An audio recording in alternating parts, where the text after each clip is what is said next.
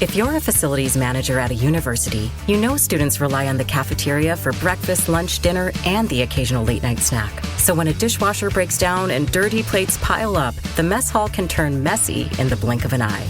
Enter Grainger. With over 1 million industrial-grade products and fast delivery, the product you need now is never far away. So you can turn that dishwasher back into a lean, clean washing machine. Call, click Grainger.com, or just stop by. Grainger, for the ones who get it done.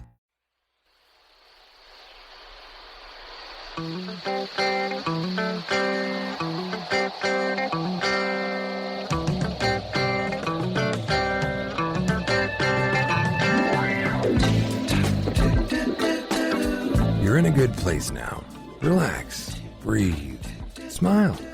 You've entered into your element, the home of origin. It's the home of intelligence and entertainment, where relevant topics are discussed and where what you think counts, and where superior is the norm.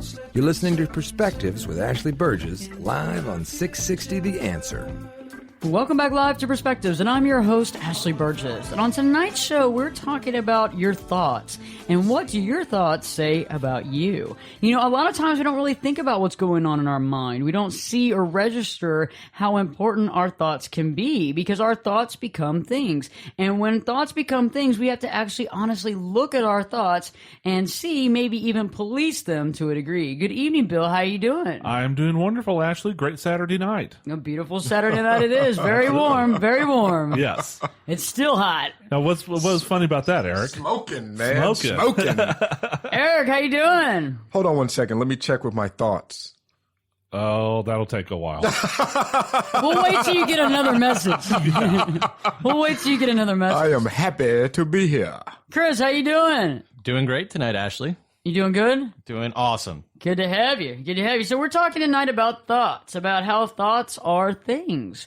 And a lot of people don't really realize that part of what we think. Because a lot of times we think, okay, our thoughts are just in our head. They're no big deal. I mean, sometimes you get a little scared because you wonder if some people can read your mind. Have you ever been there where you're with somebody, especially like a wife or a girlfriend or whoever, in my case, a husband, you go, can they actually read my mind? I hope they can't hear what I'm thinking now. But other times we don't really think about what our thoughts do to us on a daily basis. So let's begin our discussion tonight on what do you think about on a daily basis? What do you think on a day-to-day thing, day-to-day life, Bill? Give me a synopsis of your thoughts. I'd like to do it. Oh, boy. How long do I have here? And is this a family show? Buckle up. That's talk about Buckle up, Buttercup. Let's go. I don't even know where to start, actually. Okay, think about this. You wake up in the morning. Right. You wake up in the morning. Where do your thoughts usually lead Okay, to? first thought is I got to go to the bathroom. Okay, so we've gone to the bathroom. Yeah, that's and I'm sorry, but as I've gotten a little bit older, that becomes more important. Are we talking about the prostate today? Or yeah, we can. You know, let me step away from the show if we're talking prostate. It's more like the bladder, actually, in this case. But the bladder. So you go to the bathroom. Yeah. You leave the bathroom. What are your first thoughts? Like how the day's going to be, right? Isn't that the things that we think about? My thoughts are, okay, I've got to get organized here. So at such and such time, I got to do this, or I got to be in a certain place. Then later on in the morning or later on in the day, I've got to get this accomplished. And by the end of the day, such and such needs to be accomplished. And then there's a lot of people that, they start their day and they have their coffee after they've gone to the restroom. And they take a shower, they get ready, and they're thinking, okay, God. Especially if it's a Monday. Oh, God, here we go. Oh, God, here we go. Oh, it's always been a bad Monday for me. Oh, Jesus. You know what I mean? All I need is another day like this. Yeah, and for me, when you get to be my age and having kids, your thoughts are trying to remember the thoughts that you had to spark the thoughts that you're currently having. So you didn't write them down, did you? You didn't write them down. Well, there's several different layers of thought. So think about it. Okay, so Bill started talking about like the do one thing then the other, right? He was very project oriented, accomplishing oriented, which to me is very almost sterile to the point of I have to go here and I go there. And there are a lot of people that think that way. That's a very positive, okay way of thinking because you don't have all this like sidebar conversation. Yeah. But most people have the jury, the folks in there, they have they got everybody up in their mind. And so they get up and they go to the bathroom, they get ready and they go, today's going to suck. Okay, and that's the first part is how bad is the day going to be? Now, what about my coworkers? Okay, I got to deal with so-and-so, you know?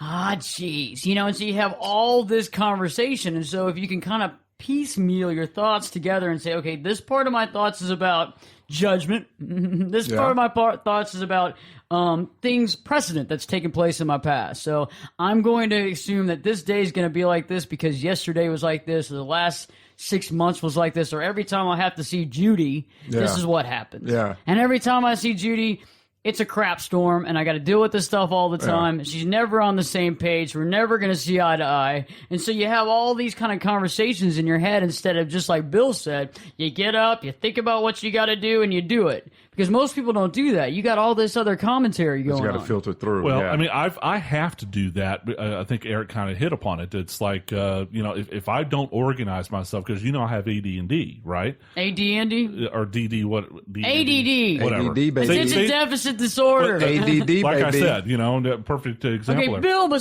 just a sidebar real quick. Bill has attention deficit, probably a little bit of hyper disorder as well. That's what I've diagnosed so far. We'll talk more about that. Go ahead, Bill.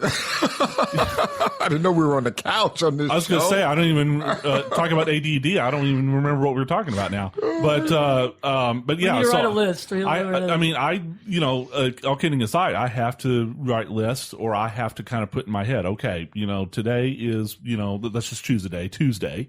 So I have to do this, and this today. So, and I'm one of those people, I'm not a morning person at all. I take at least 2 hours.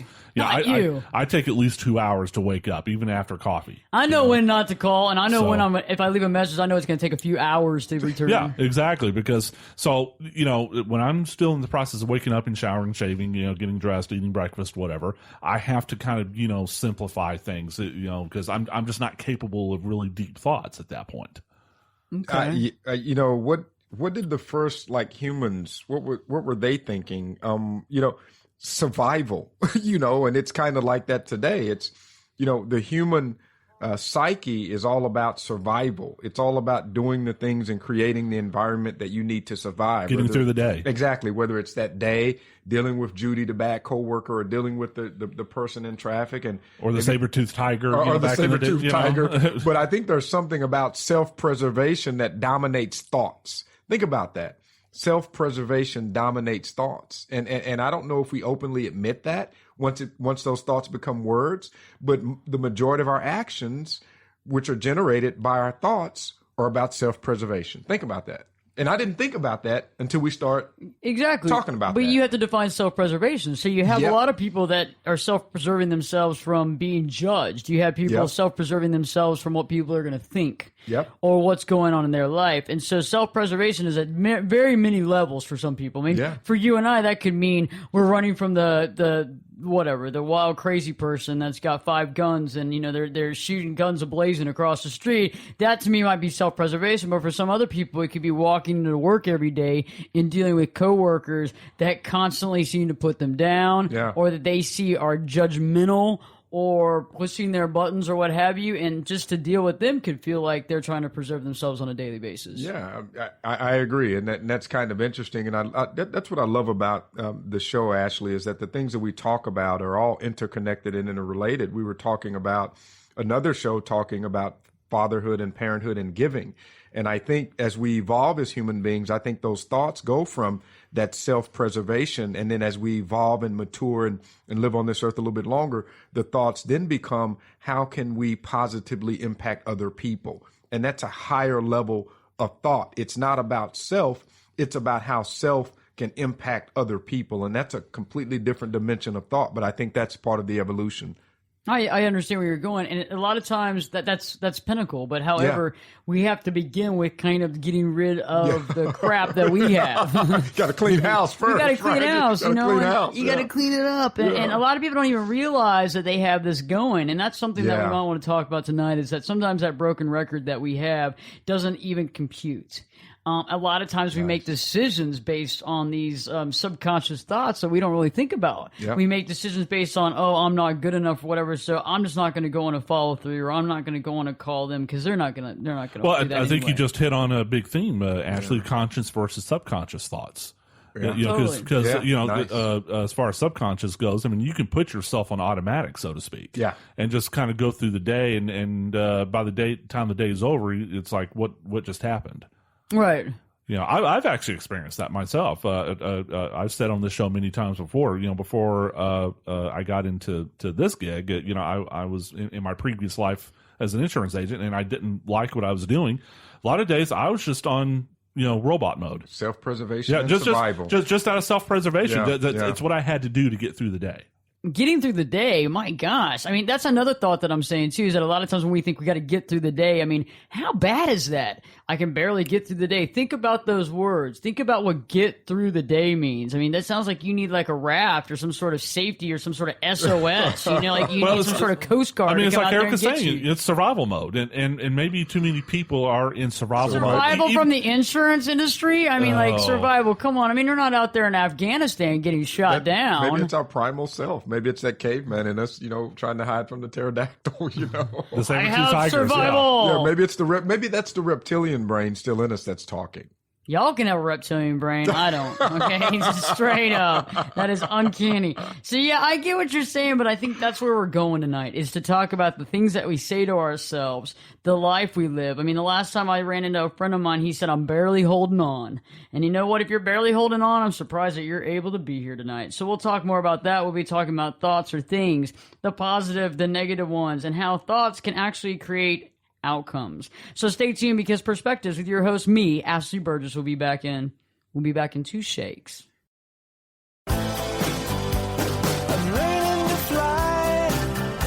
Turn it up and jump in the deep end on Perspectives with Ashley Berges. The water's warm and there's a swim-up bar. Glass of perspective, anyone? Now, here's Ashley. Welcome back live to Perspectives, and I'm your host, Ashley Berges. And on tonight's show, we've been discussing thoughts. What do your thoughts say about you? And are these thoughts actually benefiting you? You know, thoughts are things. And in the last segment, we were talking about what do you think about on a daily basis? And you know, when you think about it, from the minute you wake up to the minute you go to sleep, even through your sleep, you have unconscious thoughts, what have you. But from the whole time that you're awake that day, you have certain thoughts. And a lot of people have, like, okay, I have to do this, I have to do that, the laundry list thoughts, as well as the judgment thoughts. You have thoughts about what other people are thinking about you, or what you think you need to be done, or what needs to be done in your life, or what have you. But let's do a thought process on what are the positive and negative thoughts that we have. I think positive thoughts are very helpful, because they, you know, obviously thoughts are things, but when we think positively, we think with a certain positive accent. When we're negative, it seems like everything in our day is negative. It's like almost when you listen to yourself and you're like, it can't get any worse. This day cannot get any worse. And what happens? The day gets worse. It gets worse because you're actually creating it to happen. You know, I have a friend the other day that said, I had this accident and I literally had to get, you know, the cops out there and they had to tow my car. And I just knew the day couldn't get any worse. And it got a lot worse because it kept going on and on. I said, you have to stop yourself, check yourself, basically wipe that slate clean and start over. Otherwise, you might be in the grave. Well, you know, Ashley, and this drives you crazy, but I'm a firm believer, first of all, in Murphy's Law. Jesus. If it can go wrong, it will. That doggone Murphy. You know, secondly, the best thing about being a pessimist is you're never disappointed. You know, Murphy invented the Murphy bed, right? Remember the Murphy bed that falls down? You know, because he was probably always in a fight with his wife. Probably, yeah. However, he was sentenced to the but couch Murphy's Law to me, it's like if you think it's going to happen, you know what? Normally you make it happen. Well, it's you know, like actually, thinking about the worst case scenario. Worst case scenario, it might not be the worst case scenario that happens, but something in between. Well, go ahead. I was going to say real quickly, Money. You know, if you get into, this is my boy, E-Money. Here, you know? What up, TJ Money? What up, Money Clip? Money. This is my boy here. It's a pattern of thoughts, and if you know, inertia, of course, is one of the most powerful forces in the universe. And if you get into a pattern of thoughts, it's very difficult to get out of it. Well, and it's going to lead you one way. Yes. Well, here's what trumps Murphy, I think, and it's a old guy named Descartes. I never thought the Latin guy that my college philosophy classes would come into play, but you defeat Murphy by "I think, therefore I am." Totally. Speak the Latin. Speak the Latin, Speak baby. the Latin. I think, therefore I am. And Latin is not dead. Cogito ergo sum. e pluribus sir. unum. E pluribus unum. I think, therefore I am, and you're right. Yeah. You make yourself, and Yeah. you think, therefore you are. Thoughts are things. You Yeah. create it. You make yourself what you are. If you think yourself as a slob, this and that, you're going to be that. That's If you what think you yourself become. as a leader and in charge, you're going to be that too. I mean, you have to work at it. I mean, you can't just, It works. And you know what? A lot of the listeners know I was an athlete in college and really thankful to have an opportunity to play at that level. And I had to believe, and we talk about those voices in our head, I had to control that, because when you're about to walk on the field and there's 100,000 people and you're playing against, a little school down in Austin, Old school down in little old Austin. school down in Austin, or a big old school out in LSU, you gotta believe that you're the best person on that field. You gotta believe that I'm the toughest guy on this gridiron. You gotta believe that I'm the winner and I'm going to win this game, because if not, any room for error, that reality will not manifest itself. You got to believe that. Well, it's like a team. Okay, so like when a team comes in and obviously they have like the morale is down. Like it's been a long season and they're looking at this team going, I'm never going to win. This is going to, when morale is down on a team when they're playing You can somebody. see it. You can like see when it. they go to halftime and they're losing and they come back and their morale is down. They haven't rechanged their thought process. Yeah. They haven't reclaimed the fact, okay, we might be down, but we can still win. When that happens, because it's awesome. It's a turnover. You see, you go, oh my God. Cinderella story. You can absolutely tell when a team is beaten before they even play. Because Yeah. it's in their what? It's in their body what? It's Body in their body language. language. It's in their DNA. Those thoughts. They put it in their DNA. Yeah, those thoughts begin to manifest themselves in the real world by how they carry themselves And in their body language. Eric, you know this from being in a locker room. Negativity can be what's the word I'm looking for? Actually, it can be infectious. Spread? Infectious, yeah, it's infectious, and so that stuff means something. And the thing about thoughts and all of that, and I remember as a kid thinking about this, interestingly enough, and it just told me or affirmed to me that there's an existence beyond what we see.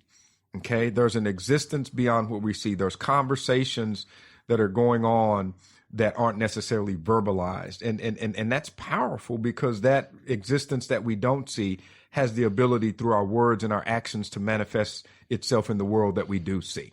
Totally true. I mean, it's like magnetism. It's interesting how you can actually meet somebody, actually not even speak to them, and before you meet them, you can actually feel a good feeling or a not good feeling. Yeah. I mean, you've had people that you immediately feel like, oh God, you know what I mean? And it's Right. your brains. It's the brain chemistry. It's all that's actually either positively responding or negatively responding. And I think that's an interesting thing. I know there's some writings about that. I know Napoleon Hill wrote some stuff about that in Think and Grow Rich, and we'll talk about that later on tonight as well. But there is actual scientific, measure to that kind of scenario. And our thoughts, like a lot of times people think, oh, can they read my mind? And I think they can't read the words, but they can definitely read the body language. They can And definitely the get the energy. hint. And Yeah, the energy sense of where the you're energy. at. Yeah. I love this. This is a great topic. Thoughts are powerful. Words are powerful. And, in the beginning, was it John 1 in the Bible? In the beginning, there was the Word. That's kind of in there for a reason. Christians believe that Jesus is the Word incarnate. In flesh and blood, and because if you speak it into existence, then it becomes real. And that's that's important, guys. That's important. That's true. And thoughts, so you got to think about the positive and negative thoughts. And a lot of people listening tonight are going to need to start checking themselves. And the way you start checking yourselves is you just start listening. You just start listening, because your mind can't be on autopilot. I mean, if it's on autopilot, it's like having the castle with nobody guarding the castle. You're not really living on autopilot. Life is not autopilot. Yeah, the drawstring. What is the drawstring? The drawstring. The drawstring's down. We know where Ashley's brain is tonight. You know how it is. Talk about thoughts, Ashley. Where are your thoughts tonight? I don't know.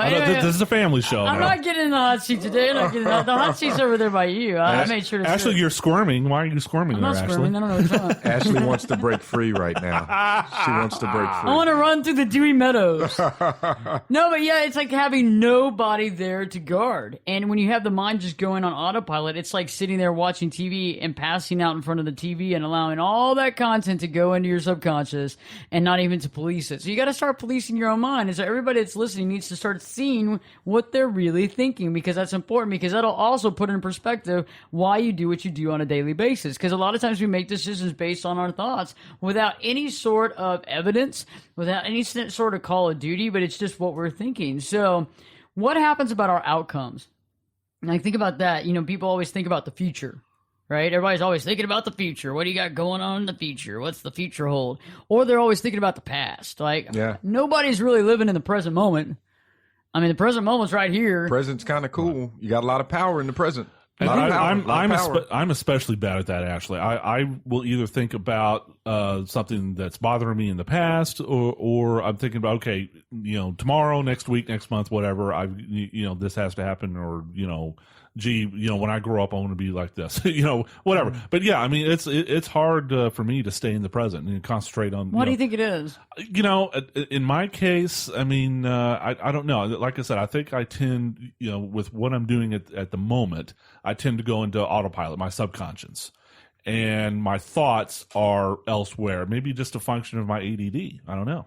Yeah, that's part of ADD. ADD is something like it's very much that way. And there's some strategies you can do.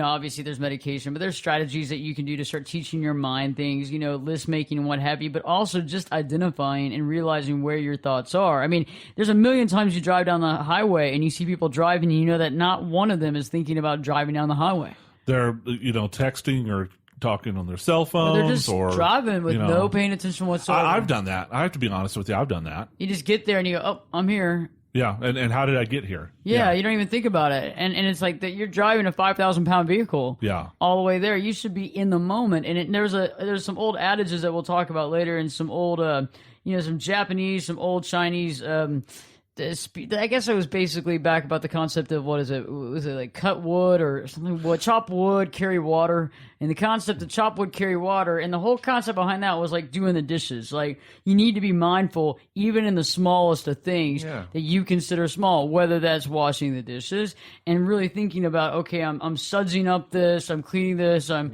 wiping this down, I'm putting this in the respectable drawer. The Karate Kid, wax on, wax off. Wax on, Actually, wax I was off. about to say, she sounds like Yoda here. It's like, this one a long time have I watched.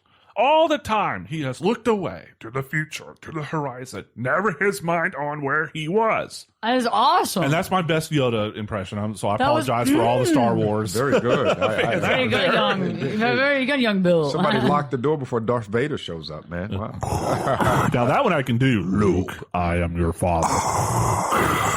Well, you know what, Luke? We'll be back here in a second, because we're going to talk more about thoughts. We're going to talk more about the nature of our thoughts and living in the present moment. And I want to hear more Darth Vader impressions when we get back. So stay tuned, because Perspectives with your host, me, Ashley Berges, will be back in. We'll be back in 2 shakes.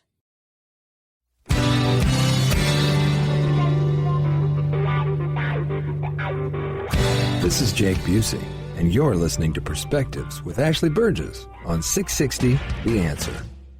Welcome back live to Perspectives, and I'm your host, Ashley Berges. And on tonight's show, we've been discussing thoughts, what your thoughts do for you, and now we're discussing more about how you can live in the present moment. A lot of us live in the past, a lot of us live in the future, creating these futures, like thinking about these, what's the outcome, what's going to happen in my life, is it a positive, is it negative, and we're trying to create all these futures in our life, as well as looking back at the past with either great nostalgia or hatred or anger, and a lot of times the past can give so much stress to people, but also our minds have a tendency of doing what? They change the past.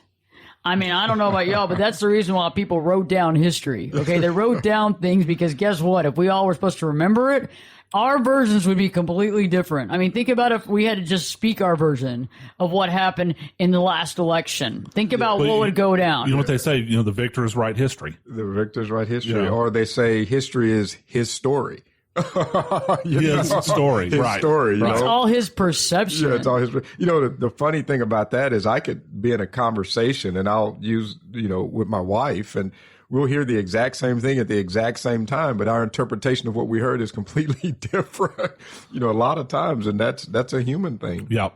Hey, have you ever had that? I want to go off topic just a second, but it's not really. Have you ever been around someone and you started thinking about a song in your head, not speaking it, not singing it, hearing it in your head, and all of a sudden, within a few seconds later, that person next to you starts singing it? No, I haven't. No. Oh my God, I've had that happen a dozen times. No. I had it happen the other day, and I was like, and they was like, what? And I was like, I was just thinking that song, and they're like, that's wild. So I mean, I think thoughts can actually go into the collective subconscious. Now, I Look at the big thoughts on Ashley. I was going to say, Big yeah, she's time. getting really deep. I mean, I've been around people where I was thinking something and then someone said it. Yeah. Words, Song but thing, not the songs, song thing. no. Well, yeah, that's never. I Because- never Music did is more, but okay, for you to think something and somebody said it is even more difficult than a song, because a song has some sort of melody conception, which is easier to basically take for another person. That's why when we have so much gravitational pull to emotion on music. Well, I mean, Eric, I mean, haven't you, it's like, I was just thinking that. You know, somebody says something, but I was just thinking But that. not song, though. Not song, You though. haven't had that I haven't happen? had song, though. Oh my gosh, I No, I have haven't that had happen song. with people, especially people that are around me a lot. It happens like that. And it can be a song that I haven't even thought about in years, a song that I haven't heard in years. And all of a sudden they'll be like, they'll just start going on, I picked a plum from the tree of life and da da da da. And I would have just been thinking that song going, oh my God, and how many people sing that out loud? I mean, it's crazy. But think about that, what you were saying about having the same thoughts and then somebody saying it. Think that's interesting, because it's almost a positively, could be positively or negatively infectious to have your thoughts like that. So in a way, people can actually read your mind. I have had, though, hey, you call somebody, I was just thinking about you. Or you get a text from somebody, I was just thinking about you. But the song thing, that's different. That's different. Okay, so think about the phone call. So everybody listening tonight, you were just thinking about somebody and the phone rings. Yeah. Or they text you. And you go, oh my God, I was just thinking about you. So what's that about? Well, I mean, the few times that's ever happened to me, it's because I was kind of expecting either a call or a text. Because you had made the thought in your head. No, it's because like in a previous conversation or whatever, it's like, okay, well, he said, this person said they might call me later tonight or tomorrow or whatever. Because that's different, though. We were just, see, I mean, what you're talking about, that's not happened to me. Man, that happens to me like 6 times a day. I mean, like before breakfast, like people like call or text, and I'll be like, "Oh my God, you're weird." Though I mean, we all know that you're weird. Mad at me, mad at you, I am. Yeah, but no, I mean, I just knowing you like I do over the years. I mean, I mean, you're just on a higher plane, more so than most people. She's evolved. God bless you, Bill. So I mean, what's normal for you? I don't think is normal for the 90% of the population. I'm taking you out for a beer after this. Oh, We'll be wow. good. Yeah. See, Yeah. That's how that works. A non-alcoholic beer. So here's the example, folks. Bill really wanted a beer. Okay. And so I was thinking there was I transferred my thoughts. Exactly. Yes. There was an intended outcome to this dialogue, and look, bing, you got a beer. So you envisioned beer and then created the present form to, okay, well, I don't know if that could happen. However, no, I see what you're saying, but I mean, everybody can be where I'm at. I mean, everybody can think that way. Everybody can, and it's interesting too, because when you kind of gravitate to that level, other people gravitate with you. That's true. And I think you attract people that aspire to be at that level. Well, Eric, Ashley, haven't y'all ever heard the term groupthink? Yeah. Yeah. I mean, it absolutely a group of people can start thinking the same thing. Let me give you an example. I'll give you an example. And I know I've used the example early on the show, and Ashley's been able to kind of be involved with some athletes here in the recent history. And one of the things about being an athlete, a football player in particular, I was a defensive back in college. And, it's called being in the zone. When, as a defense, you're moving as one body, as one unit physically in the field of competition. I could cover a receiver, and the free safety behind me would know exactly what I'm thinking or know exactly what I'm about to do. And we all move as one secondary or one unit. And I've experienced that. And that's a pretty powerful experience, to where you just look back and you just point to a guy and he points back, and you just had a complete conversation without sharing a word. That's pretty powerful. And that's the part of being an athlete, which I've always thought was a spiritual experience and an artistic experience, that a lot of people who don't compete at a high level, they don't get a chance to experience that. And it happens. Well, and I've also, I've never really experienced this directly before, but I've heard people, talk about, what, we're so close that we just finish each other's sentences. Yeah. It could be like twins or really close best friends or spouses. It's actually, I think it's possible to be so close to somebody that, you just think alike. Well, it's like, have you thought? It is true. I mean, I've even had clients of mine that have, either started thinking one way that might not be positive for the relationship, and the other person can feel a change. And it's not directly, they're not even in the same room, but they can feel a change. Like they're wondering what's happening. Like, is that person, what's happened? And so I think there's also like energy movement, as well as, you're right, being on the same playing field and being able to finish each other's sentences. I always think that's very interesting. So think about this. When you're thinking about being in the present moment, we have to stop thinking about the future, what the future holds, because the future is just that. We don't know it. It's there. And we have to really take time and really see what the present moment has to offer, because we can create a future from there without really thinking about, okay, there's always a means to an end. And I think a lot of times, in order to really be in the present moment, we really have to let go of the past. And I think the past is sometimes, for some people, judgment. For some people, it's heartache. And for some people, sadly enough, they see it as the best years of their life.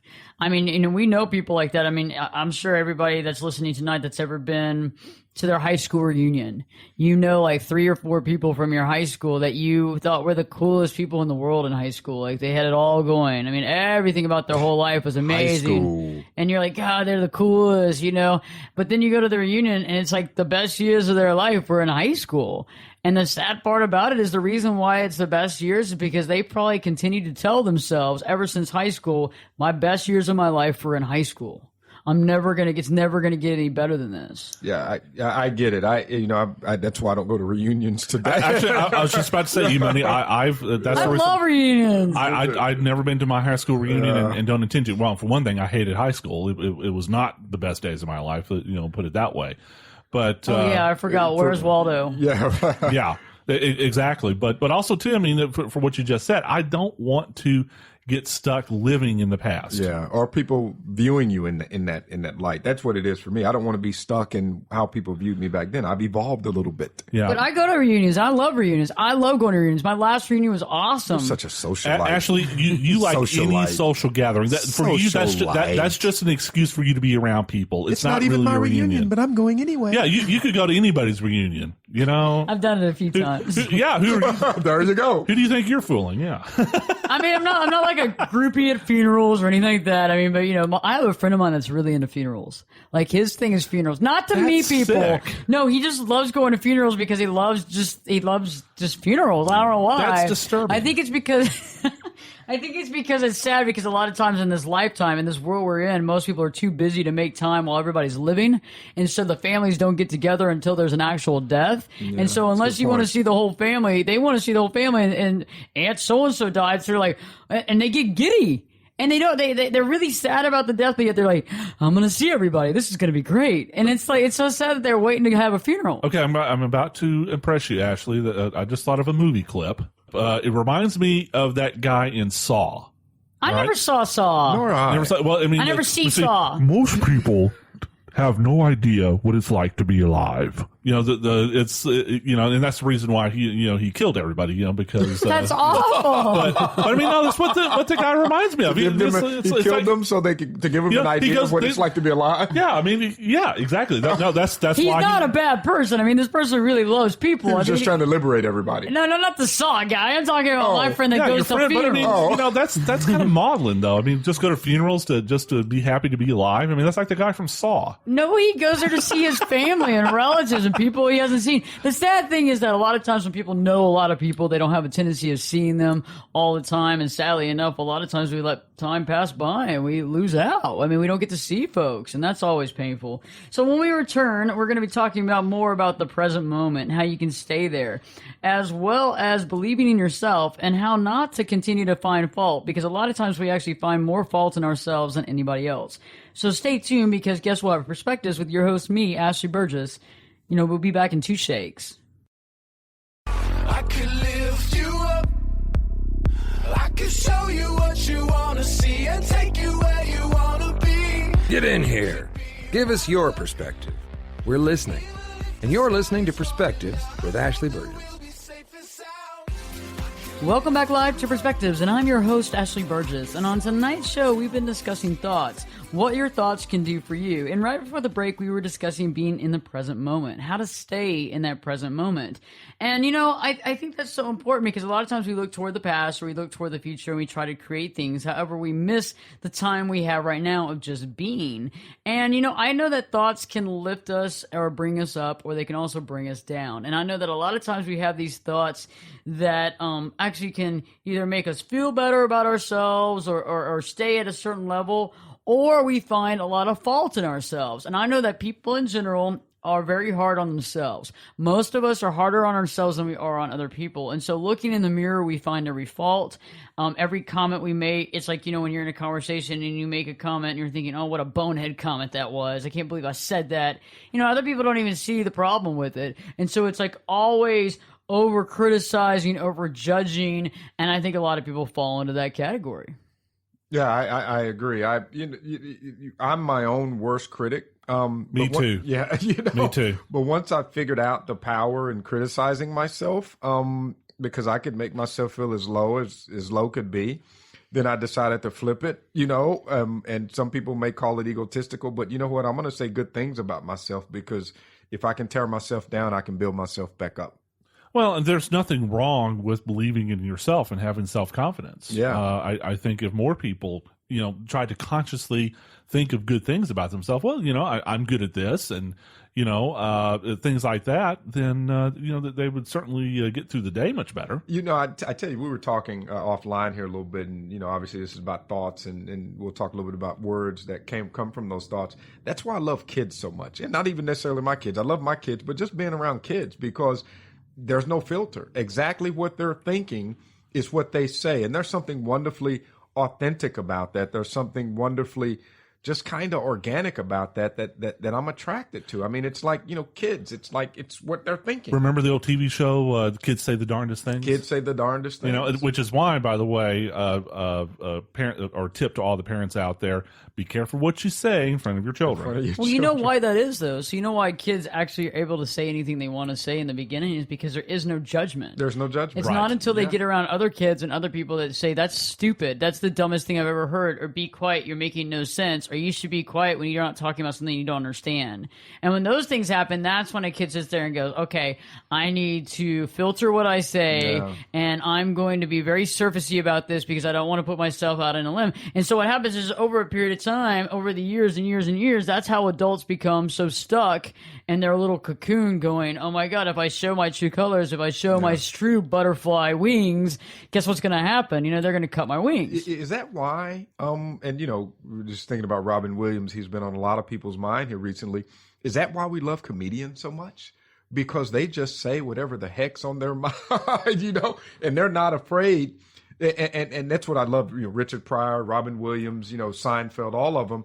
They just say what's on their mind, and they're rewarded for that.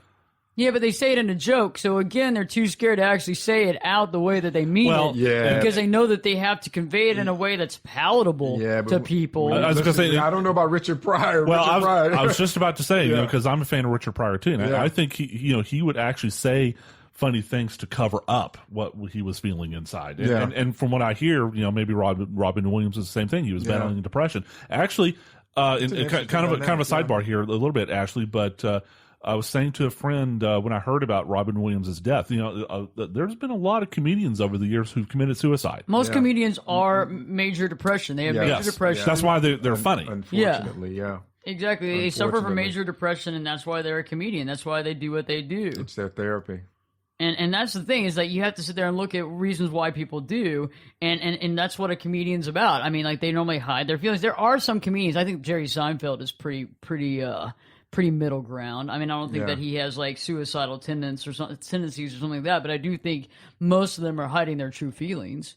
I mean, over a period of time, and that's how they probably got into the humor scenario to begin with. So, Ashley, since we're in the last segment of this hour, then let me ask you this question. Then, along the same lines, conscious thoughts versus subconscious thoughts. Oh, nice, okay? Nice. I mean, because comedians, like I said, they're consciously, trying to say something funny, okay, but maybe it's reflecting something in their subconscious. Don't you think? I mean, most people, depending on the level of filter, and I think you consciously have to have a filter in place in order to hide your true, thoughts and feelings.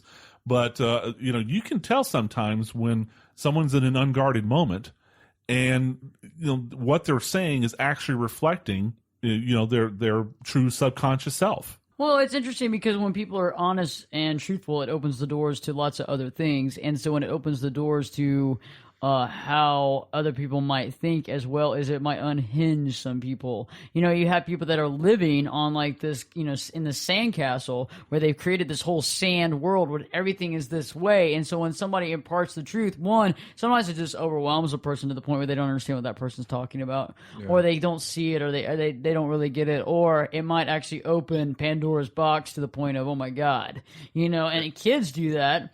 And I try to be like that. I try to be more like a kid. And when you asked about the conscious and subconscious, to me, though, I think every thought we have, honestly, is clearly conscious, except for when we're sleeping. I think that if we really listen to our minds, we know exactly what we're thinking. I think that a lot of times we try to turn that off. I think a lot of times we try to filter it. And the other problem is that our ego plays a big part in this. So the ego itself is trying to divide you from yourself. So the ego actually comes in and says, I'm in charge of this guy. And remember Men in Black, that one where they had like the guy and he had like the little alien guy in his head? Yes. So that's like the ego is that alien guy in your head, and then the rest of your body's just kind of moving around, and that alien guy's like, I'm in charge of you. And that's what your mind does too, is your brain actually tries to control things different from your heart. So it's trying to override everything you know. And so as a kid, we're really going from the heart space. We're really walking in it with our hands open and saying, I really love this, because we haven't experienced any put downs, judgments, all these issues, even though in our previous show we were talking about, a lot of kids that are raised without one adult or not raised with a father in dealing with that kind of situation as well. And at an early age, when you're taught certain things or you overhear certain things, that can cause a lot of changes in your life. Well, Ashley, that's how we measure maturity in our society, I guess, is your ability to compartmentalize. To compartmentalize, to filter. The funny thing though is compartmentalizing doesn't do anything. Yeah, I'm an evolved human, and I'm going to suppress and compartmentalize and be completely inauthentic. That's so maybe we should be more childlike. Well, that's like why people go postal. That's why things happen. They compartmentalize till all of a sudden they go, bam, I'm done. You don't see kids, going through. Hopefully not a lot of them going through depressive issues. They're pretty happy most of the time when they're in a healthy environment. So, well, every now and then, something snaps but you're right. It seems to me most kids, especially little kids, are just, they have that innocent, natural state of mind, and it's a wonderful thing to see. And then they grow up. Yeah, then they grow up, and we put standards on them. So, yeah. Well, and the mind plays tricks on us. The older we get, we think how smart we are, how intelligent we are, how better we are than anybody else, how we're so much more advanced, how other people have no idea what you're going through because your life is so much harder than anybody else's, or I am just so busy. There's nothing I can do. I can't spend time with these people. I can't talk to these people. I'm too busy. I'm the busiest person I know.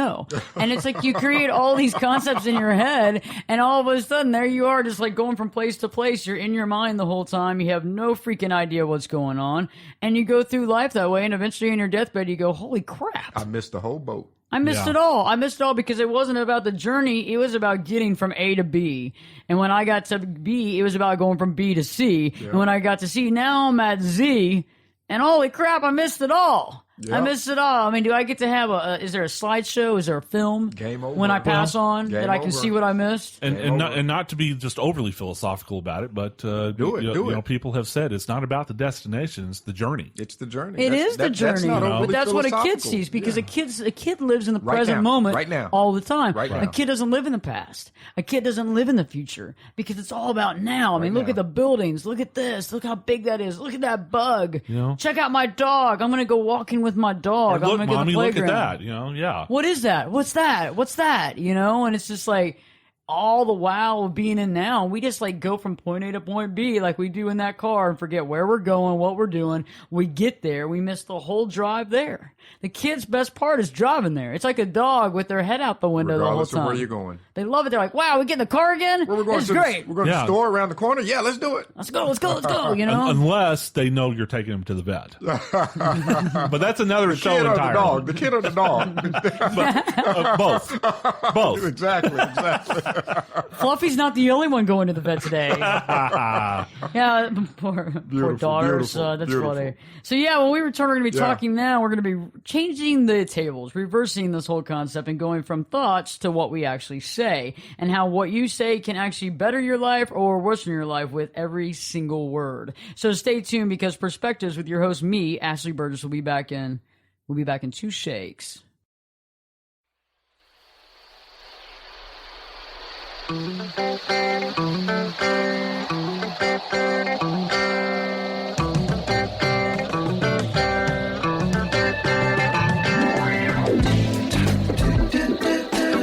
You're in a good place now.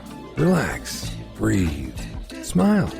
You've entered into your element, the home of origin. It's the home of intelligence and entertainment, where relevant topics are discussed and where what you think counts, and where superior is the norm. You're listening to Perspectives with Ashley Berges, live on 660 The Answer. Welcome back live to Perspectives, and I'm your host, Ashley Berges. And on tonight's show, we've been discussing thoughts and how your thoughts are actually things.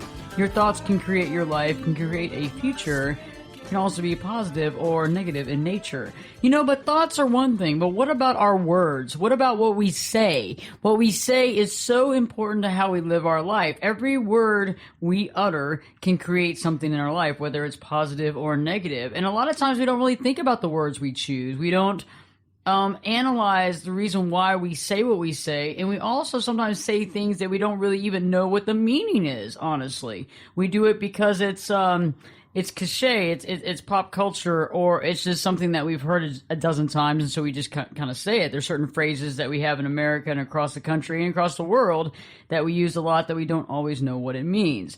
So let's begin with the phrases we use to describe our life. I think it's interesting, some of the phrases and the comments that people use on a daily basis to describe their life, whether it is to other people, whether it's the written word, whether it's the spoken word. All of this is very interesting because it really does define you, and it shows a lot about you. And I think that's interesting. Yeah, I mean, words have meaning. I think that's kind of a cliche, like you were saying, but words have meaning, and a lot of times unless someone is just really conscious of the filter that they have, then they reflect your subconscious thought, what you're really thinking and feeling. Well, yeah, I agree with that, but I think, if we go a deeper version too as well, what about the actual words we use? Sometimes we use these really negative words to describe ourselves. And I'm sure everybody here in the studio and everybody listening can actually say, even if they look at social media feed, what they see on a social media feed in the morning is unbelievable. I mean, stuff like, I could barely get out of bed, or I'm lucky to be alive, or this is the worst life of my life, or F my life, or whatever you see out there, and you're thinking, oh my God, you're saying this and you're writing this. So in order to write this, you have to think this. It's part of it. Words, all they are, I think, is just a medium of communication. There are other media of communication, writing or, body language and stuff like that. The thing is, words are the ones that really matter the most. That syntax really matters the most. What's the old saying? Sticks and stones may break my bones, but words will never hurt me. Well, that is a complete lie. It absolutely is. It is. And whoever came up with that saying, I don't know what was going through his head. By the way, Ashley, I think we've made a lineup change here in the studio here on hour 2. Oh, yeah, actually, Chris is in here. You're behind the glass now, which is cool. We can keep you there. We can watch you where you're at. Yeah, I can't hide from you now. Yeah. You're not getting away with it. Oh, by the way, I think somebody said that you're the father of their child. Oh, they caught me. Hour 2, father of the child. Yes. This show is taking a turn for the better. Thanks a lot, Ashley. It's no more about you. words. It's about testing DNA. It's 99.9% chance that you are the father of the child. Acid. But We got to welcome our boy Keenan into the Keenan's studio. in the house. Yeah, I just got back from my art studio that I have to go photograph, and I have a bunch of raw that I need to edit. You working on the weekends, bro? Saturday Yeah, night. well, man. yeah. Working on the weekends. I'm like, we have an artist who came through, actually a local artist. He lives in Bishop Arts, and he has this really great exhibit at over at Richmond College. So I went there, took a bunch of photographs, and I'll probably be putting that up on the social media because with what I do for a living, I'm actually on social media Wow. all day. So you know what I say. Yeah, You know what I'm speaking of. My entire job is focused around media. So, I mean, so we like Ashley was saying, so when you see on someone's Facebook or Twitter, Instagram, whatever, and, can't you just tell that they're, in a negative mood or whatever? Well, it all depends on that person because the thing is, sometimes you cannot tell because the thing about words, when you see words on a screen or when you see words in text, the feelings and the emotions and, a lot of times the context behind those words do not exactly translate. For example, somebody might post something on Facebook and they might just be sarcastic. Right. And it all depends on how close you are to that person, knowing that, knowing how they are. Because I know a friend of mine posted the other day, she posted, "Congratulations, I'm going to be a mommy." Yeah, Here's the thing. It was not true. I knew it was. Here's the thing, I knew it was not true because the thing What's is, going on? yeah. Well, a lot of people were like, "Oh, congratulations," and liking the status and like making all these comments on the status. I did not because I knew, I'm like, hold on, something's up because the thing is, she posted that without any context. Well, and she always posts with context, but that one was different. When it comes to social media, I think a lot of the stuff having to do with words has to do with intention. What the intention is of the person who's putting those words out there into the universe. So for your friend on Facebook, the intention was probably, let's get some attention here. Let's for some reason bring people to pay attention to me, and it a lot of the time it does work. And the sad thing is that there are cases where somebody will post something on Facebook or Twitter, and the attention is not garnered when it should be. And I think that that's something that we really have to look at as a social media culture to make sure that we're being active in what we're putting our intentions towards. I agree. I think that words are very important. And I think our thoughts are, it's the hierarchy. You have thoughts and then you have words, and that's just the way it is. And your thoughts always conceive first. But yeah, you're right. When you look at social media, you look at these different things and you just listen to people in passing, or you listen to the way that they describe themselves. That's what's so interesting to me, because I get to know more about that person. I have a finger on the pulse when they tell me things about themselves and they don't even realize what they're doing. And a lot of times it can either be quite derogatory, it can be very victimish. I'm a victim. But not saying I'm a victim, but all of these things happen to me. Also, or maybe I have no control of my life because I'm out of control. You can kind of read between the lines when people talk about things because they use words. And I agree with you, Chris, about people who have gotten out of hand with posting whatever they post. And then there's situations that really need attention and nobody gives that attention because they're so used to all this crap. I mean, because they don't even know what's real anymore. They're just kind of trying to go through it and muddle through it and figure if they can find some sort of reality in it. And of course there's the internet troll. Who likes to get on social media just to stir up stuff, and you can do it from the safety of your mother's basement or whatever. Right. Yeah. If I was going to ask you how to describe yourself, how would you describe yourself, Bill? Oh my gosh. See, and I'm almost the last person you want to ask something like that because, and in fact, if we have time, I had a kind of an argument with my girlfriend over the weekend. And, part of it was I had to explain to her, I'm not really good at translating my thoughts and feelings into words. Why is that? I don't know. I mean, I think, maybe it's because from an early age, and we kind of got into this last hour, I was, by nature and also by, being taught to kind of suppress my feelings. I also think it's a male thing, too, the it's detachment of the emotional concept to put into words. However, Right. I do think it's a crutch for the male society because everybody says, oh, he's just a guy. Yeah, we don't do that. Yeah, he can't see his emotions, therefore can't put them into words. I mean, maybe if we were on Mars together and we saw like this other group of aliens and you and I couldn't put into words what they look like, that would be one thing. However, I think men have gotten off year after year, decade after decade, century after century on not being able to speak their emotions. I mean, I understand you're a guy, but really, I mean, you know. But also, I think it's also my nature too. You know me. I mean, I'm kind of introverted. So let's talk about this argument. What happened?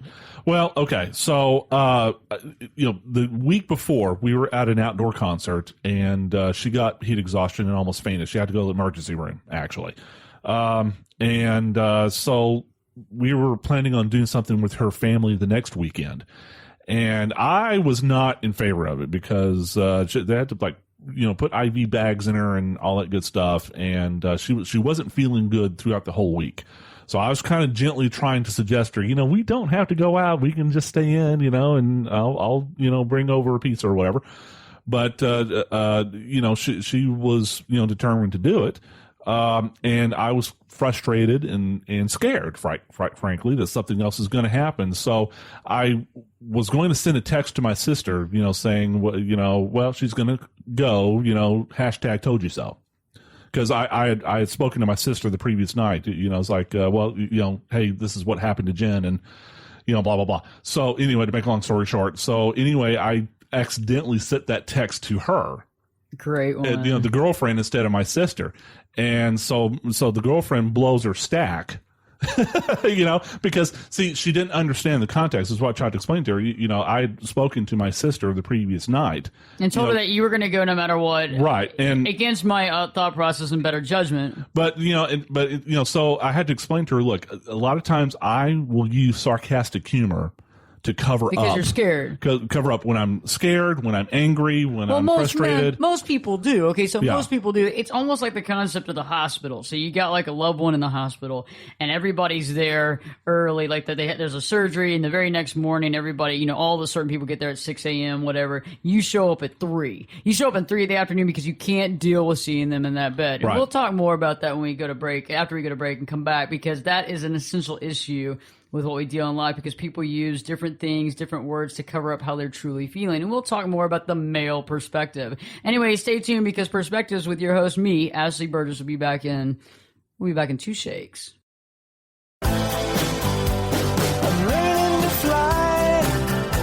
Turn it up and jump in the deep end on Perspectives with Ashley Berges. The water's warm and there's a swim-up bar. Glass of perspective, anyone? Now, here's Ashley.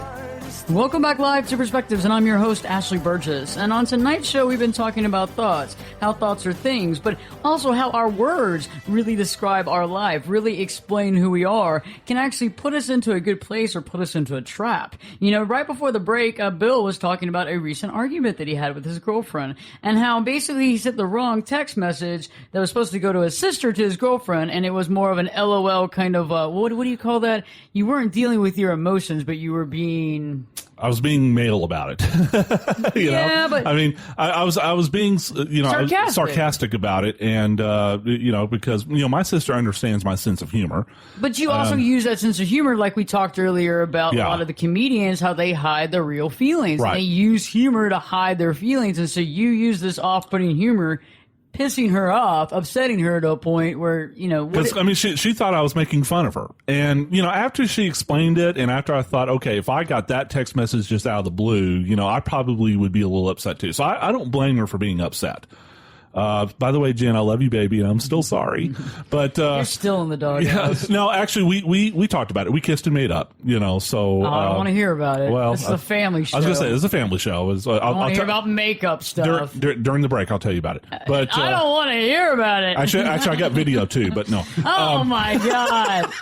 but anyway, yeah. So I'm not in the doghouse anymore. But anyway, it was a good lesson learned. First of all, watch who I send my text to, double check it. Maybe this is a lesson about dealing with your feelings. I mean, it comes a time when you might need to just open up and say, "Hey, I'm a little scared. I had to drag you out to the ER because you were dehydrated and all this stuff. I got to watch them do all this stuff to you, treat you like a pincushion, and now you want to go to some party. I mean, you're not even thinking about your own life. Why do I have to think about it?" I mean, that would be my comment to her. Yeah, I mean, and that's kind of what I was feeling, and so maybe this is a lesson to say, okay, I need to use my words more authentically than using it just to kind of, haha, LOL.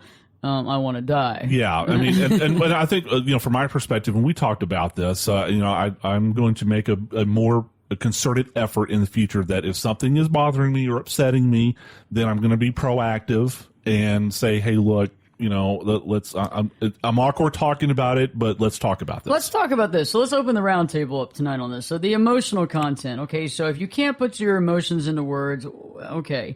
But at one point in time when you were a child, you could enunciate and explain how you felt honestly. Okay, honestly, to a degree, you could tell mom or you could tell somebody how you felt. I mean, that's basically what is so important about what we're talking about, is basically going back to that time in your life where you could honestly express yourself in an honest way without fear of judgment. I mean, because that's what it's all about, truly.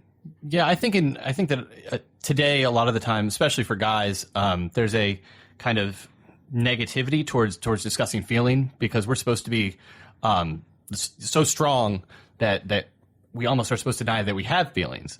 Whether it's from the kind of the John Wayne image of the past, or more recent images through action movies and that type of stuff.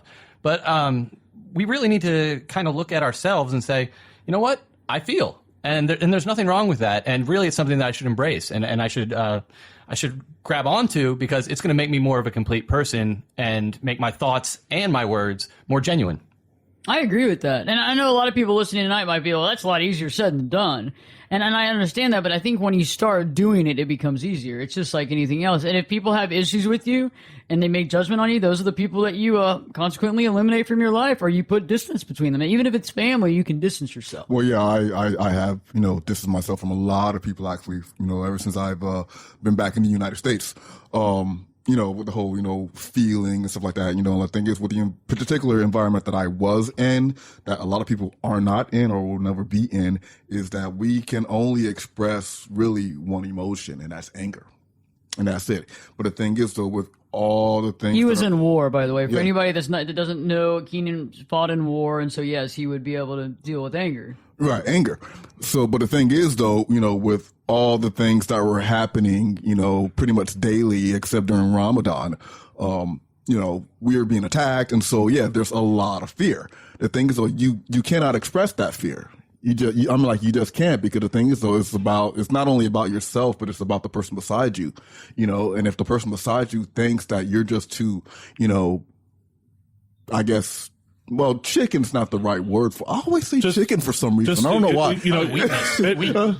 Yeah, you're just too emotional. I mean, yeah, exactly. You're too emotional, and that's one of those arguments that come up whenever it comes to like, say, women being in the military or anything like that, or going off to war. Well, and it's about the emotion thing. Think about men with PTSD. Mm-hmm. Okay, so let's talk about this. The reason why PTSD and the reason why there's so many issues after war is because they didn't deal with their feelings at the time that it happened. So it's all compartmentalized to when all of a sudden, right? All of a sudden the bombs start to stop going off because you're back at your home again. The shooting and the gunfire is no longer going on. It might be in your mind, but it's not actually happening. And that's what all brings about a lot of these problems, is because emotionally nothing is being adequately dealt with at all, period. Well, hide it, compartmentalize it. We're in war. Well, on top of that, though, like when you come back, a lot of the people that you interact with, they have no idea, about what happened over there, or like what goes on over there. A lot of the stuff that, they base the military off of is through stories, pretty much.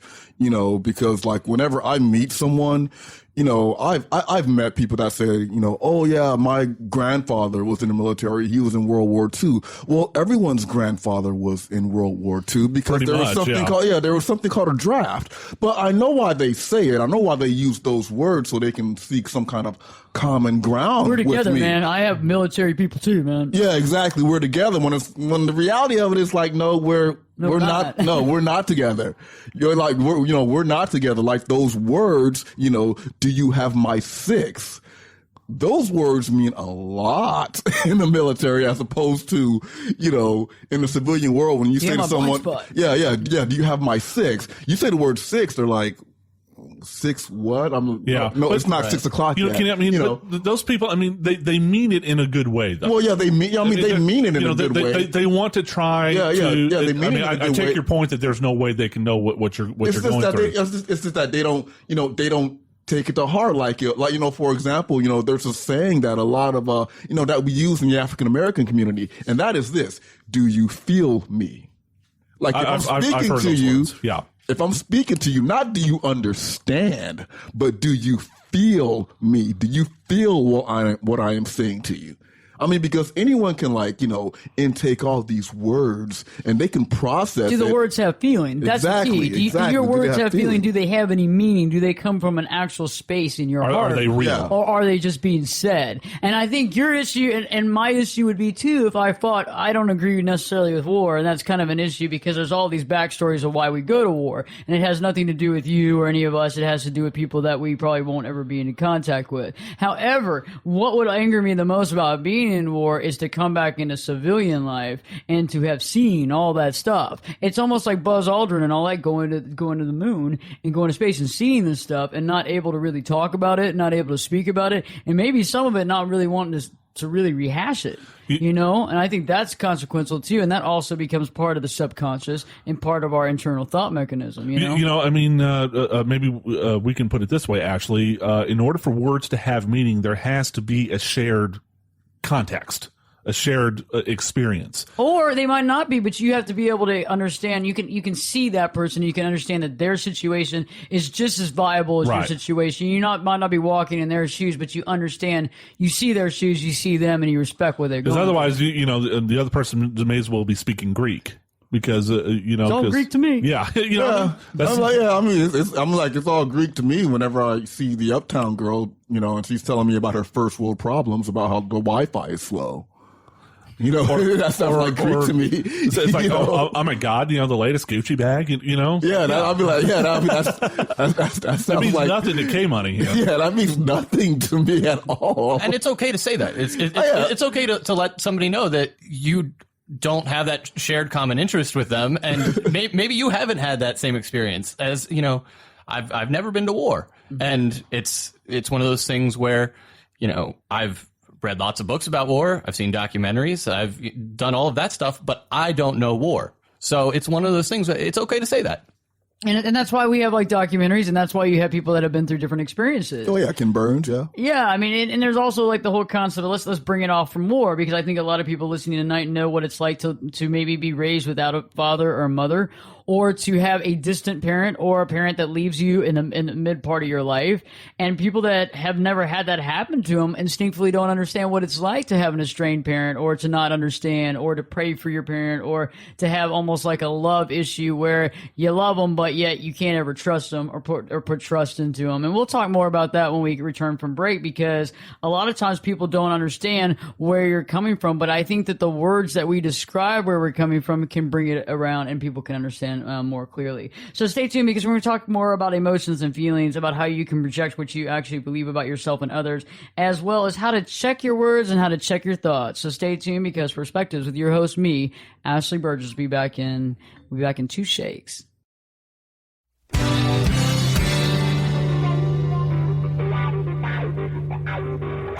This is Jake Busey, and you're listening to Perspectives with Ashley Berges on 660 The Answer. Welcome back live to Perspectives, and I'm your host, Ashley Berges. And on tonight's show, we've been talking about how thoughts are things. We've been exploring that concept, as well as how our words really dictate our life. And I think a sidebar is needed at this point because I think a lot of times we use phrases, we use comments, we use these old-time phrases that we've been brought up with, and we use them to describe a lot of things. And recently I was in a meeting discussing a recent real estate scenario that kind of went awry, and the person I was talking to said, in the same conversation, he said, they took a bath on the deal. And I was like, interesting. I was like, and they go, and they're all washed up, by the way. And all this was said in like the same paragraph of words, right? And I was thinking, they took a bath on the deal. I mean, what comes to mind when you hear they took a bath on the deal? I mean, to me, it's like, if you were a dog, you'd be like, not a bath again. I hate getting wet. But what does it mean like to a human being? They took a bath on it. It just means to me that, they were dirty and they needed to clean themselves. That's kind of in the context of what you're talking about. That's kind of they took a bath on the deal. They were saying they lost a bunch of money. Yeah. They were saying they lost a bunch of money on this deal and they took a bath on it. To me, yeah, it's like, how does that work? How does bath mean you're losing all this money? Or how does bath mean, do you get what I'm saying? Because people use these comments all the time. What about, the concept of they're all washed up? How is washed up being bad? But in our context, we use it as they're yesterday's news. Yeah, they're done. Yeah. Well, that's the interesting thing about the English language, how we have all these phrases and idioms and metaphors and whatnot to describe whatever. For example, like the word fat, has like 3 different meanings. And depending on how you spell it, too. Yeah, it depends on how you spell it also, but like the word fat has like 3 different meanings. But at the same time, though, when it goes to like, they took a bath on a deal, it may not be the first time that person has ever used that phrase. And it's something that he probably, uses on a regular basis, and he knows what it means. And the thing is, he may think that you're supposed to know what it means, even though you may not know what it means. Think about if you were from a different country and you spoke English was a second language, you'd be like, they took a bath? Yeah, you would have no idea what they're saying. But the thing is, though, it goes back to what we were saying, like a week or 2 weeks ago about how everyone is running around with these scripts. Yeah. Yeah, that hold them back or that help them out. Yeah, exactly. They're all running around with these scripts, and the thing is like, it's almost predictable about what the other person's going to say. Like, for example, with me, a joke is only funny one time. Okay. Yeah, exactly. Seriously, a joke is only funny one time. Like, if I saw a comedian and I saw Zach and I laughed, guess what? I probably could not see that comedian again. Or even, a movie that is comedic. I could probably only watch that movie once. Why? Because I heard it before. A joke is only funny one time. Or like when I'm, talking about, celestial bodies and stuff like that, and I'm talking about how, Neptune has this storm on the side of it and it's made of methane gas. And I'm like, oh yeah, it's right next to Uranus. Notice I said the word Uranus. I know exactly what someone is going to say. No, it's Uranus. Yeah, Uranus, and the thing is though, they'll laugh and I'll just look at them with this straight face like, see, I know y'all can't see it, but I just made a straight face, anyways. But that's what I do. Keenan just pulled a Burgess. Yeah, that's the new saying, by the way. He just pulled a Burgess. We're gonna work with that one. That one's gonna be in the English language. So I have an answer for everybody that's asked me a question recently. What does 2 shakes mean? What does 3 shakes mean? I've been getting all these messages, a lot of emails from y'all, and I do appreciate the mail. It's actually very nice that you send me messages. Okay, so what does shake mean? You know that a shake is actual recognized unit of time. Did you know that? A shake is an actual recognized unit of time. At the time of the first atomic bomb, scientists needed a term for an interval of time equal to 10 nanoseconds. Since 2 shakes of a lamb's tail is very quick, scientists coined the word shake to describe this unit of time. That is why I say 2 shakes between each segment, because it's that short. It might not be 10 nanoseconds, but doggone it, it's short. Well, first time I ever heard you say it, Ashley, I understood what you were saying because, of course, I come from a rural area, but I'd heard the phrase, 2 shakes of a lamb's tail. And, I knew that meant, okay, really fast. Can you believe that scientists adopted that, though? They're in the atomic bomb. Like, when they were, that's kind of funny. They're like, yeah, so you got it. But some people have no idea. They thought I was trying to say some sort of Middle Eastern thing. I've had questions about all kinds of different things, what it means. But to me, it's even though you may not understand what a shake is, I'll be back in 2 shakes. you should be able to take an educated guess. That means you're going to be back in a, Yeah, but some people are just unable to take an educated they're too literal. Yeah, exactly. They're too literal. Like, well, let's not get down on the fans now. Let's not get down on the fans. well, I'm not getting down on the fans. I'm not getting down on anyone, But the thing is, what I've noticed lately is that people don't know what metaphors are. They don't know what an idiom is. They don't know what a simile is. And you know why? Because I think it's the texting Twitter mindset. Yeah, it's like they don't understand sarcasm. There's no context. Yeah, and like people don't understand how language is supposed to be creative, and like how Shakespeare, he made up 2,000 words. I don't know, I don't have it off the top of my head, but he just made up all these words. I make up words every day. Yeah, exactly. Like 15 before breakfast. Yeah, but we use these words every day. You can't say them in a family channel. Yeah. No, and I can't tell you a joke. There's a joke that's just going through my head because you said you can't hear jokes more than once. I've had a joke that I was told back when I was 15 that every time I even think about it, I laugh so hard. So I was trying to hold it back, and I can't talk about it on this show tonight. I will talk about it on break, though, because it is Saturday night. We're supposed to have fun, But no, think about this. Okay, Keenan, what if I said, don't throw the baby out with the bathwater? But Keenan, don't throw the baby out with the bathwater. What if I said that? You know what that means? You know where that comes from? Okay, where does it come from? Like, to me, I'm like, what are you doing? You're beating your child? I mean, what are you doing? You can't even think that the child's in the bathtub. You're going to throw it out? 1500s. In the 1500s, most people bathed one time a year? Do you know that back in the 1500s, too, that the man of the house bathed first, okay, because the men were better than everybody else. And then all the other males, and then the females, right? And then finally the baby. And so think about how dark and yucky this water is. The mothers actually had to take care not to throw their baby out because the water's so dark that the baby might get lost in the water. Yeah. Right. Which goes against everything we know about health these days. I mean, don't throw the baby out with the mouth. But you hear people say that all the time in a speech, and they'll be like, well, we're here together because we have to rectify these issues because we don't want to throw the baby out with the bathwater. And you're going, okay. But here's and real quickly, actually, here's another one of those cliche lines. Rule of thumb. Okay, so I know where rule of thumb comes from. Yeah, you know where rule of thumb comes from. I do. Keenan knows where it comes from. It was about beating women in the 17th century. Right.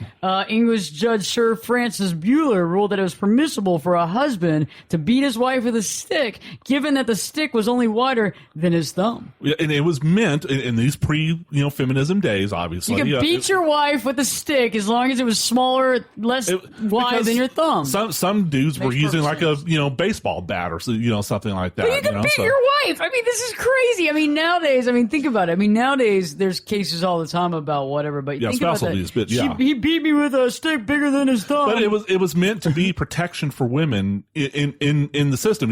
That way, if you used a bigger stick than that, then the man can be severely punished for it. Because see, back in those days. Again, the women had to be put in their place. Well, I mean, but the husband could be held legally responsible for his actions, his wife's actions. Okay, so if the wife stole something, it was the husband that was punished. Oh, well, it's still beating. I mean, I'm not advocating abuse against women, obviously, but that's where it came from. It was meant to be, kind of like in the Bible. I mean, if and based on the Hammurabi Code. It was actually meant to have protections for women, but that's where that phrase came from. Rule of thumb, it means that this is the guidelines that you use, or else. I was just wondering if there was like a stick police back then, which was going around saying, show me the stick you used, or anything like that. It sounds a little. Here's a ruler. Can you bring out one stick in lieu of the other stick? No, this is the stick. I swear, this is a stick I use. Well, that stick doesn't match up to the beating mark. So I think across the board, it's something where people have adapted over time and have evolved into new ways of law and order. Have you ever heard of that one called, what is it, Happy, let's see, what was it, what is it, Pleased as Punch? Have you ever heard that? Yes, I've heard that. So I had no idea, so I had never really heard that. That wasn't something I was, familiar with. Pleased as Punch, that means to be very happy, right? You're supposed to be very happy, overly joyed. Because it's like people will spike the punch with alcohol at parties. Yeah. So you drink more than one or two glasses of punch, you're going to get drunk. And so to be pleased as punch means you're happy. Yeah. And then you'll be as happy as a clam. Right. So this is one that's going to get y'all, because this is the true clam. meaning. You want to hear the true meaning of to be pleased as punch, okay? It came from the 17th century puppet show that children, I guess that there was a puppet show for children. It was a puppet show for children, people, okay? For children. Called Punch and Judy. And it featured a puppet named Punch who always liked to kill people. He killed people. And the act of killing people brought him a lot of pleasure. So he felt very pleased with himself after he killed people, and so therefore he was pleased as Punch. So therefore, next time you think about that, you're thinking of a mass murderer that gets off on killing other people. This is crazy. So when we return, we're going to talk more about the written word, the words we use to describe ourselves, the thoughts we have, and how you can have a great life when you just make a few little tweaks in what you say and what you do. So stay tuned, because Perspectives with your host, me, Ashley Berges, will be back in 2 shakes. I could lift you up. I could show you what you want to see and take you where you want to be. Get in here. Give us your perspective. We're listening. And you're listening to Perspectives with Ashley Berges. Welcome back live to Perspectives, and I'm your host, Ashley Berges. And on tonight's show, we've been discussing thoughts and how thoughts are things. So everything that you think about actually functionally becomes a thing. It becomes an outcome. About how these outcomes can be measured positively or negative in your mind, and how these thoughts that we have can actually change the outcomes of the things that we deal with, as well as the words that we say out loud, the words we use to describe ourselves, to describe other people, the written word that we also use. All this has meaning. And so let's get into how to change things if you're having difficulty, because I think anybody listening tonight realizes that we're not perfect, okay? You're not perfect. You do say things, you have judgment, you have these issues in your mind. Otherwise, if that wasn't the case, then you'd be like Superman. It just is the way it is. I mean, you'd be perfect. This is just the way life is. You'd be a power, unstoppable power. Not even kryptonite could get to you, because that wouldn't have any power, because you would believe it had no power, so therefore it has no power. So let's talk about how you can become more of a superhero than just another person that just feels bad about themselves. So, like the first thing is we need to look at our thoughts. You need to see your thoughts. And I think everybody in the studio tonight realizes what that is. And Keenan, you talked about that earlier, about these things that we have, these lists, these thoughts, these scripts that we continue to have. And these scripts can be very positive or very negative, and they can cause like a broken record scenario. Like when you have a script, sometimes you may hear it, sometimes you may not. And those scripts can cause pain in our lives, can cause immense pain. Yeah. I mean, the thing is, I just wish that people would say, I guess, what's on their mind instead of like saying what they think that they're supposed to say. In a way. And we're getting into that because I agree with you. It's more like not about judgment. It's about what's honest. Right? And so sadly enough, we allow this judgment or this feeling of being judged or this past judgment predicating how we outwardly get. So when somebody asks us our feelings, instead of saying, you know what, like in Bill's case, you know what, I'm actually really stressed out. We were at the hospital together. I saw this stuff going on. Yeah. We're not married yet. And I know, I think we're going down that road, but it scares me to see that you were under that kind of much duress, and now you're going to really like not even think about your own health and continue to do this while I'm thinking about your health. And I was personally scared. And I think in that situation, it would have been so much easier to say that, even though it's hard to sometimes get past the rhetoric of 5 years ago, I told somebody how I truly felt, and they basically stepped all over me and made me feel bad about it, so I'm not going to do it anymore. Right. And it's like getting past the predication of that sort of thing. It's a fear, the fear of there being a judgment in the future, and that making you kind of get out of the present, I think. So fear that the words that you're going to say right now are going to lead to a relationship that you have being less full, or somebody returning and judging you based upon what you're saying.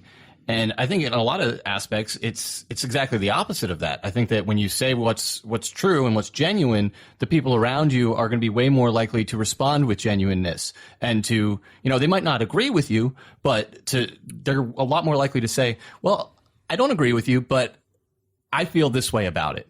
And then you can really have a relationship, because a lot of the relationships that people are having these days, I feel is very surface level. It's very, we're going out together. Facebook friend. The Facebook friend. Yeah. Right. You get what you give. And I agree with you. If you give authentic, you get authentic. It might not be, okay, I agree with you, Chris. It might not be, I see your point, but you go, oh man, they were authentic with me. I can be honest with them. I feel comfortable. This is a safe place. We're in the treehouse of trust at this point in time, right? And I agree with you, because if you give crap, you're going to get crap, or you're going to have arguments.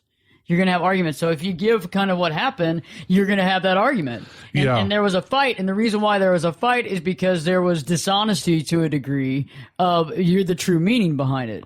Yeah. I mean, in my case, and I'm not judging you. No. I understand what you're saying. I mean, I think it was two things. One is that I genuinely didn't want to make it a bigger deal than it was. I mean, but in your head, it was a big deal. I mean, in my head, it was a big deal, but maybe it's just me. I mean, but then you can say that. Hey, in my head, this is how I feel about it. Maybe it's just me, but you are moping around. And she and I talked about that. And I think, I think because she's introverted too. And so I think that, we're going to try going forward to make a better effort to, directly communicate with each other. And another thing in my case, and we've talked about this before, Ashley, I tend to have like a wall built up around me, and because I don't want to feel vulnerable. So therefore I tend not to communicate what I truly feel, because in my mind that makes me, that's showing a weakness. That's interesting you bring that up, because almost every comedian and most of the people that do commit suicide for some reason or other, they hide their feelings and they are vulnerable. And that's something that's sad, because when we do keep our real feelings inside, we become even more even volatile to a degree, because we're not honest. And I know that in the beginning, it makes you almost want to throw up when you say the truth. And especially for men, I know even more so, but a lot of women out there have a problem with dealing with emotions themselves. I went through a lot of process of dealing with my emotions, because it wasn't just second nature. I mean, not all women are just like emotional, crazy women. I mean, some people have compartmentalized, or at least thought that they compartmentalized their emotions. And that was me till a few years ago. And I realized, wow, I didn't compartmentalize myself. I was just completely detached. And that's not a good thing. Right. I mean, you don't find happiness that way. And so I figured out how to be authentic with it. And vulnerability is a beautiful thing. It's one of those rare moments when you can be vulnerable with somebody else in a way that really reflect the true inner self. When you have miscommunications and stuff, it's usually because you're not allowing yourself to be vulnerable and be in the moment with somebody else.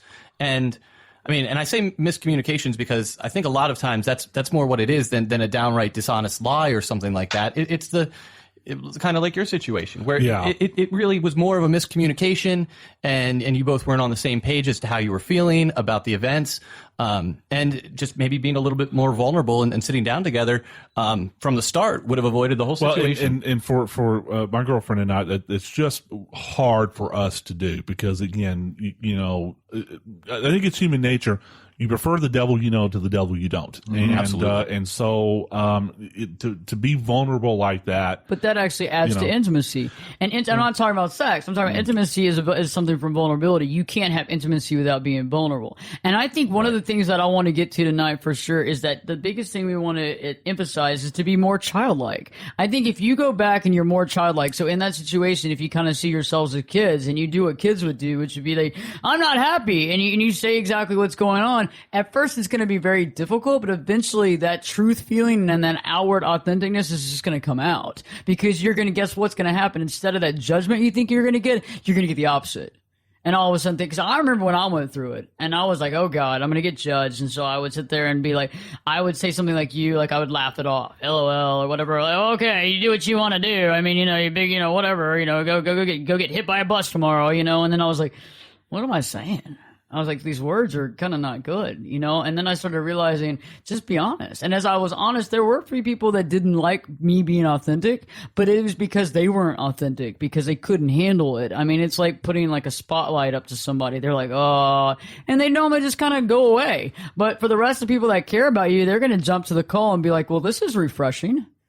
This isn't bad. I mean, in war, not advocating. but war is a different. Can't have somebody running around with their hair on fire. Oh my God! That would be bad.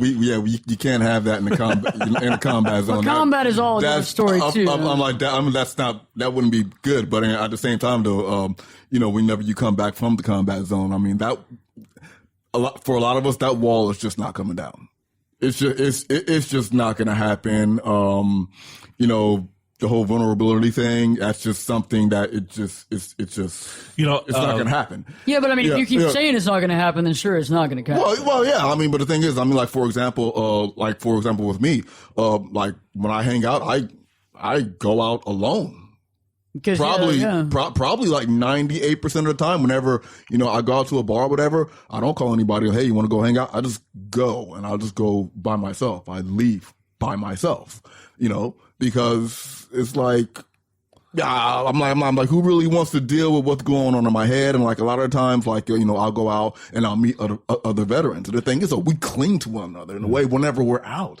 But the thing is, we'll all leave separately. And the thing is, I don't know a single veteran that hangs out with a lot of people. And, Ashley's looking at you like, alone? What's that?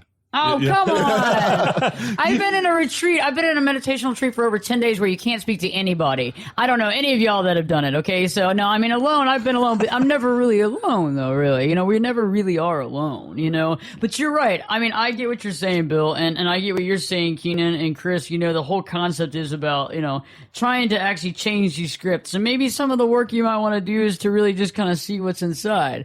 Those thoughts aren't bad to recognize, and some of the thoughts that we have that might be negative in nature or might hold us back, kind of just see it as like you're shooting skeet. Recognize it, see the words for what it is, and shoot it out. Get rid of it because it's not necessary. It's better to have a blank slate than to have a bunch of stuff holding you back. So stay tuned. Next week, we've got a great show for you. More stuff on the horizon on how to make your life better, as well as how to just realize that you are already happy. So Perspectives with your host, Ashley Berges, will be back in, this time we'll be back in 3 shakes.